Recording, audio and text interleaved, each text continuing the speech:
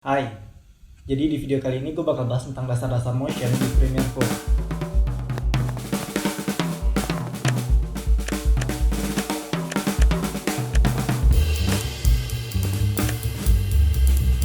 Motion itu artinya gerakan. Biasanya kalau di videografi, motion itu sering dipakai untuk ngasih gerakan tambahan untuk teks ataupun untuk gambar. Atau kadang juga sering dipakai untuk bikin fake camera movement effect biar suatu footage itu nggak boring dan juga nggak membosanin kayak gini.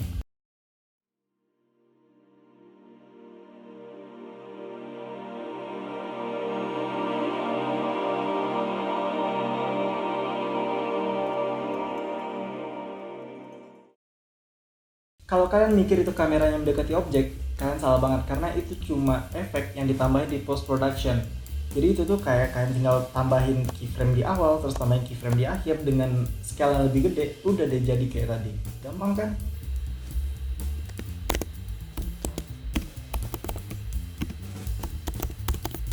Simpelnya keyframe itu adalah poin-poin yang dibikin sebagai suatu penanda untuk kapan suatu motion dimulai dan kapan suatu motion berakhir, atau bagaimana suatu motion dimulai dan bagaimana suatu motion berakhir.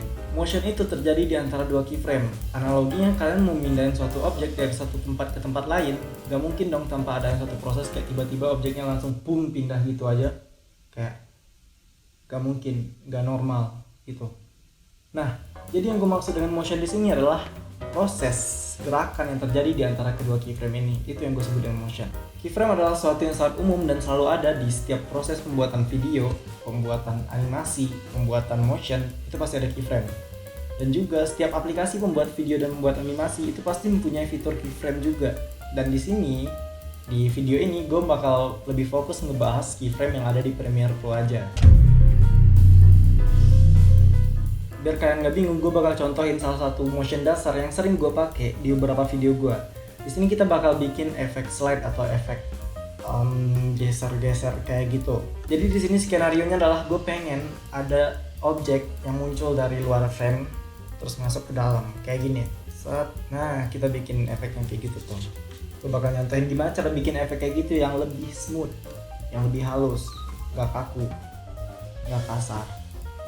Langkah yang pertama kita bikin dulu objeknya. Nggak bisa bahasa Inggris. Langkah yang pertama, jadi pertama kita bikin dulu objeknya. Gue di sini bakal nyontohin pakai teks. Kalian boleh pakai objek yang lain kayak gambar atau pakai shape atau teks juga atau apapun itu. Selanjutnya adalah kita klik layar teks yang ada di sequence, terus kita pergi ke effect control panel. Lalu selanjutnya kita bakal atur posisi dari objek yang kita mau. Gue bakal ngegeser objek gue ini dari sini ke bawah. Setelah itu gue bakal geser dia keluar karena gue mau dia itu berasal dari luar dan masuk ke dalam. Setelah dapat posisi yang pas, kita tinggal aktifin tombol stopwatch yang ada di sebelah kata position karena kita cuma mau mainin posisinya aja. Ini adalah keyframe pertama sebagai penanda bahwa motion itu bakal dimulai dari sini. Selanjutnya kita maju beberapa detik, terus kita bikin keyframe baru untuk sebagai penanda bahwa di sini nanti motion itu akan berakhir. Setelah kita bikin keyframe baru yang ada sebelah sini, kita bakal geser objek kita dari yang awalnya sebelah sini, kita geser ke sebelah ini. Nah, seperti yang kalian lihat, di keyframe pertama objeknya itu ada di luar frame.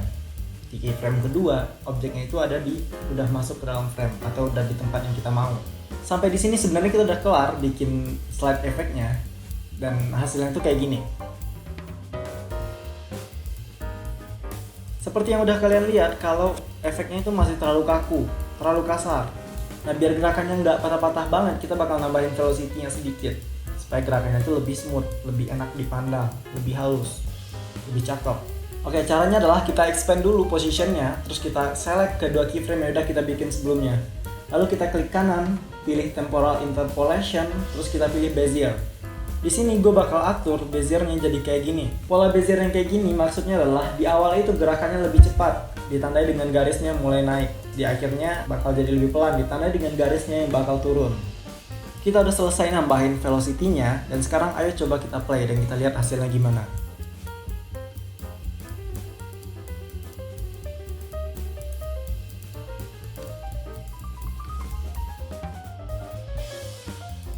Nah, sekarang udah kelihatan kalau efeknya itu udah lebih smooth, udah jadi lebih halus, motionnya itu udah nggak patah-patah lagi. Jadi teman-teman, gitu cara gue untuk bikin efek slide yang smooth. Kalian bisa ikutin cara gue atau kalian bisa bereksperimen sendiri dengan beziernya. Sedikit tambahan, ketika kalian klik kanan di sebuah keyframe, terus kalian pilih temporal interpolation, di bagian paling bawah itu nanti ada pilihan is in dan is out. Fungsi dari is in dan is out ini sama kayak Bezier, yaitu sama-sama untuk membuat gerakannya menjadi lebih halus. Tapi orang-orang banyak salah untuk nempatin is in dan is out ini. In itu kan artinya masuk, jadi pakainya di awal. Terus kalau is out itu kan artinya keluar, jadi pakainya di akhir. Ini benar, tapi kurang tepat. Biar lebih gampang memahaminya, gue bakal bikin ilustrasi yang kayak gini. Di sebelah kiri dan kanan gue sebut dengan area no motion. Terus di bagian tengah gue sebut dengan area motion. Jadi di antara kedua area ini dibatasi oleh masing-masing satu keyframe. Jadi di sini fungsi keyframe-nya adalah pembatas antara area no motion sama area motion. Jadi yang dimaksud dengan is out itu adalah ketika motionnya itu keluar dari area no motion masuk ke area motion. Sedangkan is in-nya itu adalah ketika motionnya itu masuk lagi ke area no motion. Jadi kalau kita salah masukin is in dan is out-nya ini, itu kayak nggak ada perubahan gitu di Bezier-nya. Jadi kalian nggak bakal ngebikin motionnya itu jadi lebih halus atau gimana-gimana. Dia bakal tetap kayak awal aja. Itu aja, semoga kalian paham dengan yang gue omongin. Kalau kalian punya masukan, saran, atau apapun itu, kalian bisa tulisin aja di kolom komentar. Hope you enjoy this video. Don't forget to like, subscribe, share, and comment. And always, thumbs up.